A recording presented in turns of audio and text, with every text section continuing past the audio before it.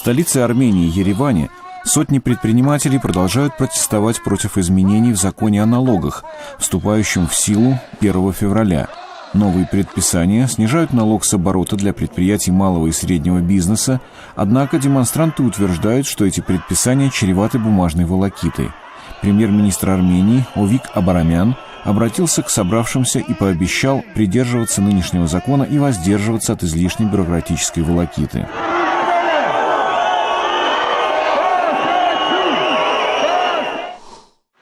Курс грузинской валюты лари продолжает падать и в настоящее время понизился ниже $2 США.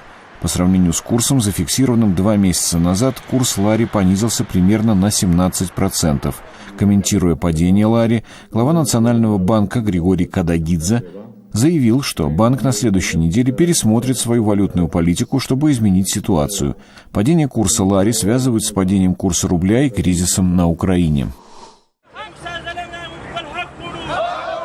В Пешаваре, городе на северо-западе Пакистана, беженцы из племенного района Хайбер требуют, чтобы правительство оказало им помощь в возвращении домой. Пакистанские официальные лица объявили на этой неделе, что подразделения службы безопасности очистили район Хайбер от боевиков и что беженцы смогут скоро вернуться домой.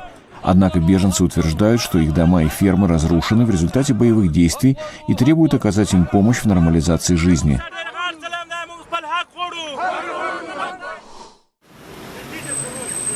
29 января в столице Крыма Симферополе арестован заместитель председателя крымско-татарского меджлиса. Накануне его обвинили в организации массовых беспорядков в прошлом году. Представители правоохранительных органов заявили, что Ахтем Чийгоз задержан в связи с беспорядками, которые произошли возле крымского парламента в феврале 2014 года. Тогда, вскоре после столкновений, вооруженные люди захватили здание парламента, а спустя несколько дней парламент проголосовал за присоединение Крыма к России. В Петербурге немногочисленная группа активистов зажгла свечи в память жертв обеих воюющих сторон на Украине.